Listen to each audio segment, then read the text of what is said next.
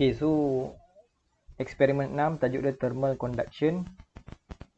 Kita tengok learning outcome. At the end of this lesson, student will able to determine the thermal conductivity of glass. Okay, jadi kita dia berkaitan dengan thermal conduction lah.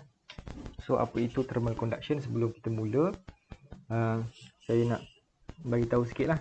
Okay, a brief introduction tentang what is thermal conduction. Okay, basically benda ni ada dalam chapter 6. Okay, dalam tutorial chapter 6. Tapi kita tak belajar lagi. Tapi tak apa. Sebab benda ni simple saja, rasanya boleh faham. So saya cakap sikit lah pasal conduction. So conduction ni adalah sejenis heat transfer. Okay, cara macam mana haba dipindahkan.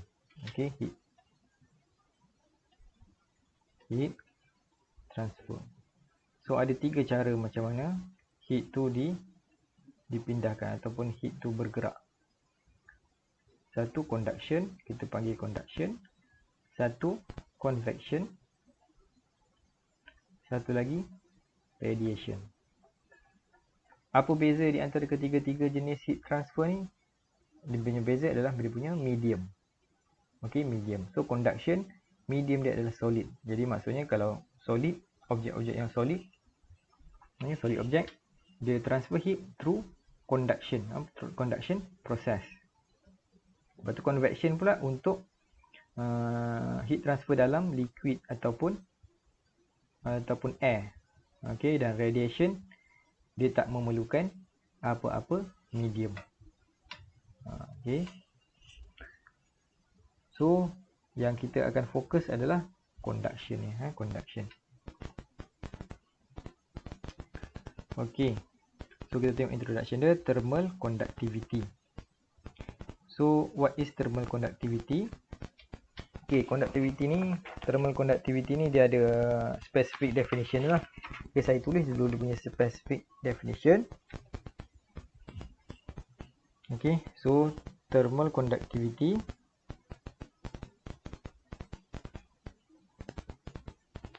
is the rate of heat flow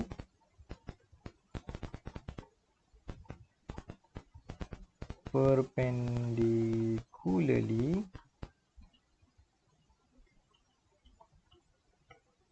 through the unit cross-sectional area of solid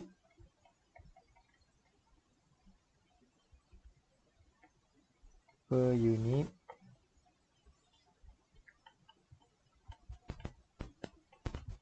temperature gradient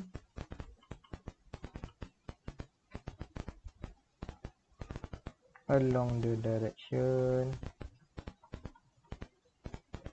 of heat flow. So by definition, thermal conductivity is defined as the rate of heat flow perpendicularly through the unit cross-sectional area of solid per unit temperature gradient along the direction of heat flow, ataupun dalam equation K is equal to negative dQ over dt over A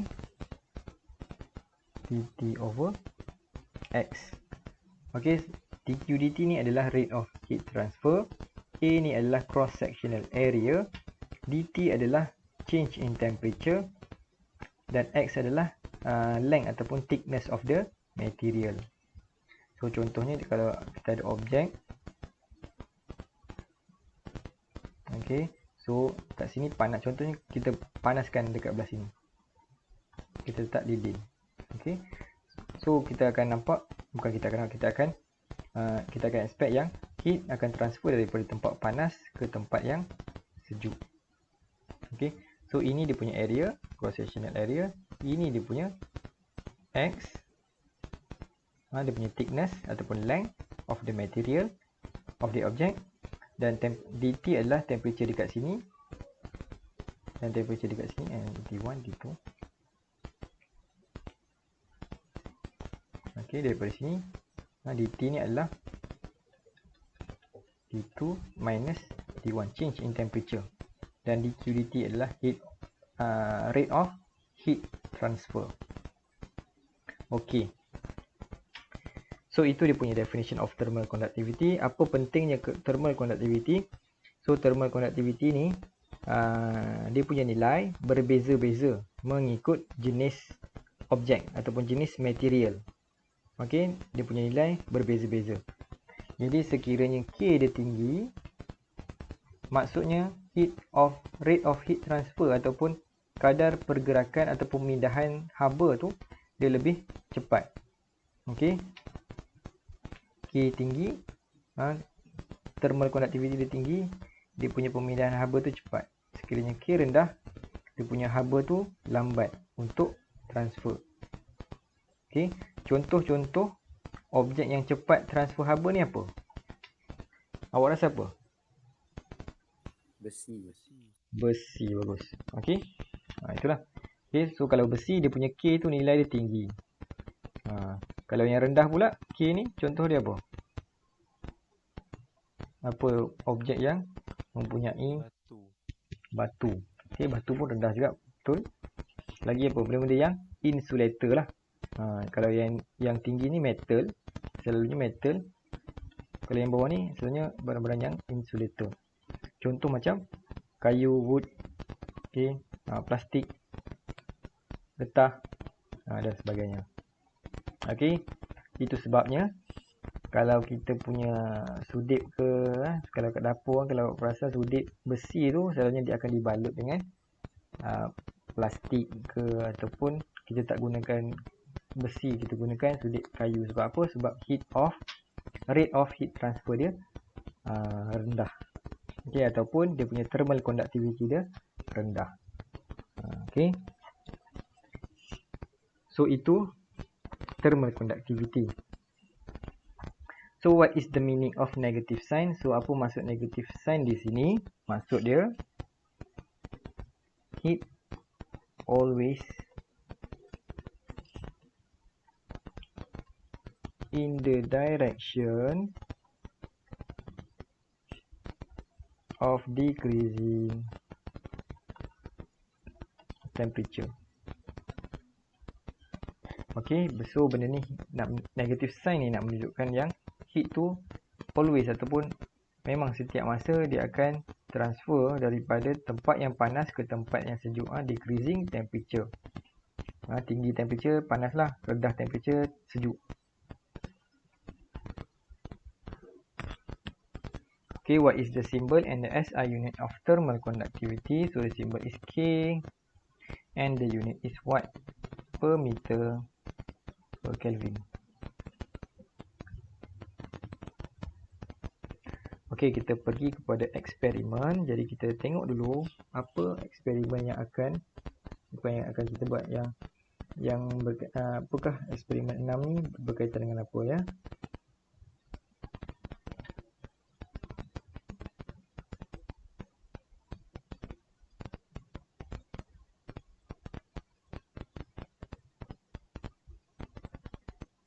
Okay, so ini eksperimen yang padam.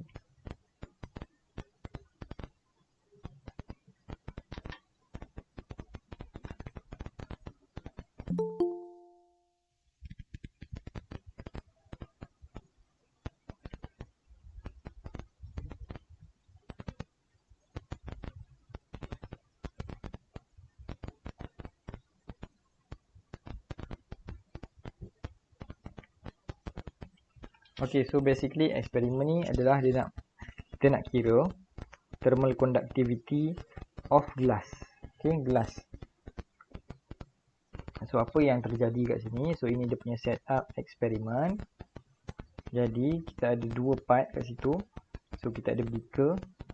Okay, beaker ni beaker. Saya lukis sebelah ni. Kita ada beaker, mula-mula kita ada beaker.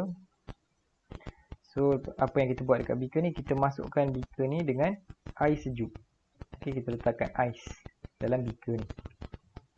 Okay, ais. Supaya air dia sejuk lah. Okay, sejuk dia sampai, kalau boleh sampai 0 degree Celsius lah. Kemudian apa yang kita buat? Kita akan letakkan satu termometer. Termometer pula, boiling tube kat sini. Okey, kita letakkan boiling tube, dan boiling tube tu kita isi dengan air panas. Okey, kita isi dengan air panas. Jadi bila kita isi air panas, akan berlakunya pemindahan haba daripada air panas ni ke luar. Okey. Daripada air panas ni ke air sejuk kat luar ni. Ni cold, ni hot. Okey. So basically itulah. Itu dia punya eksperimen. Okey, kita nak kira thermal conductivity of glass. Cara dia macam mana kita nak kira? Kita gunakan ni.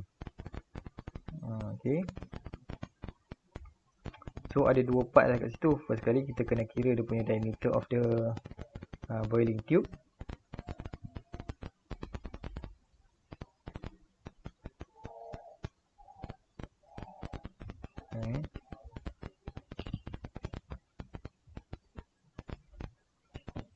Okay ni.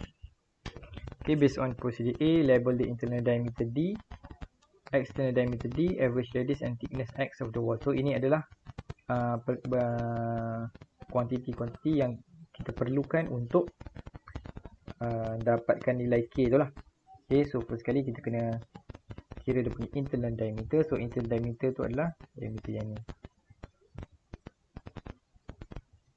External diameter yang ni.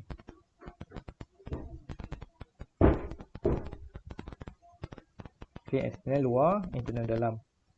Okay, kemudian average radius adalah daripada tengah center ke point di antara luar punya wall dan juga dalam punya wall yang tengah-tengah. So ini radius, dan thickness adalah ketebalan. Ketebalan wall tu lah, wall of the boiling tube. Okay, cara nak kira dia. Okay, untuk radius, okay, dia ada dah ada formula dia. Formula dia adalah D plus D divided by 4. So masukkan nilai D yang kita dapat ni, D kecil, lepas tu bahagi 4, dapatlah nilai radius. Dan thickness pula, dia punya equation adalah D minus D divided by 2. Okay, so itu equation untuk cari thickness. State the related variable that need to be recorded in this experiment. So ada dua yang penting kat situ. So manipulated variable kita adalah temperature. Temperature apa? Temperature of temperature of water in the boiling tube. Dan dia punya responding variable adalah regular time. Masa apa? Masa bila kita start masukkan, kalau kita tengok kat sini. Okay, bila kita masukkan dalam ni, okay, kita masukkan hot water ke dalam cold water, nanti kita akan ada apa tu, digital thermometer. Kita letak digital thermometer. So bila kita dah start, apa yang berlaku? Heat akan start keluar. So bila heat keluar, temperature kat sini akan menjadi berkurang. Okey, temperature dia akan berkurang. Jadi apa yang kita perlu buat? Kita akan catat temperature dia. Kita akan set temperature daripada dia punya prosedur. Kita tengok sini. Okay, dia punya time dia, dia punya temperature adalah 30 sampai 3. So start je 30, kita akan start dia punya masa. Okay, start kosong. Kemudian kita tengok masa dia ambil untuk turun ke 25, kita akan catat masa dekat sini. Sampai ke 20, kita akan catat masa sini. So 15 sampailah 3 degree Celsius. So kat situ boleh nampak yang kita punya temperature adalah manipulated, dan ini adalah dia punya responding, dia punya masa dia turun. Masa temperature tu berkurang. Okay. So construct a table to record the related values in the experiment. So ada dua table yang perlu kita buat. Yang pertama, kita perlukan table untuk record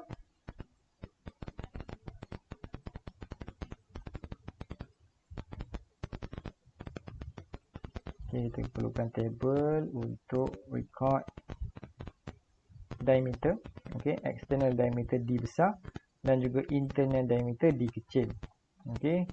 Lepas tu bila kita dah kita akan ulang 5 kali dan kita akan ambil dia punya average. Kenapa kita cari diameter? Sebab kita nak cari dia punya, daripada diameter kita akan cari radius dan juga thickness. Menggunakan formula yang atas tadi itulah. Kita akan cari ni. Kemudian radius dan thickness ni nanti kita akan gunakan untuk cari nilai K. K, thermal conductivity. Kemudian table yang kedua adalah table yang berkaitan dengan temperature dan time. So dalam table tu nanti mesti ada temperature,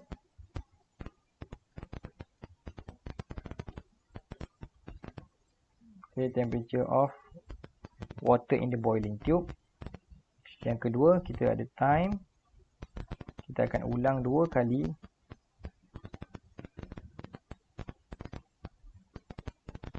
Dan kita akan cari dia punya average.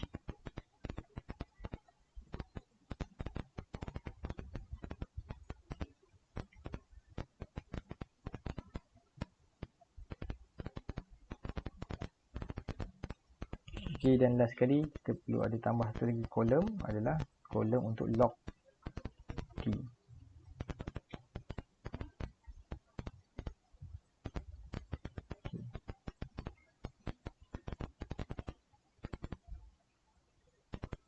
So itu dia punya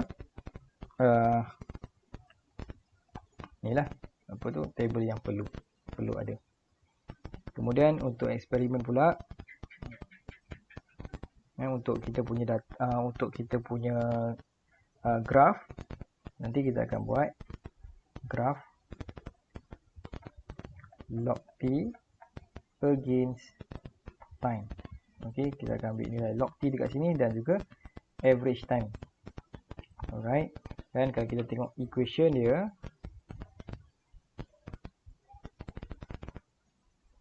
equation yang berkaitan adalah equation yang ni. Log T equal to negative KT over BRX. Sorry, skip yang atas tu. Equation yang berkaitan adalah log T equal to negative KT over BRX plus log T0. Macam ni dia punya. So graf kita tadi apa, log T against time. So kalau kita compare dengan y equal to mx plus c, so ini adalah linear equation ya.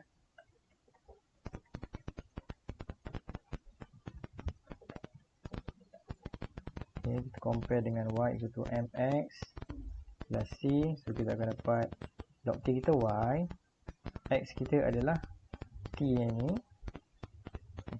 So m kita ataupun gradient kita akan sama dengan yang lain ni.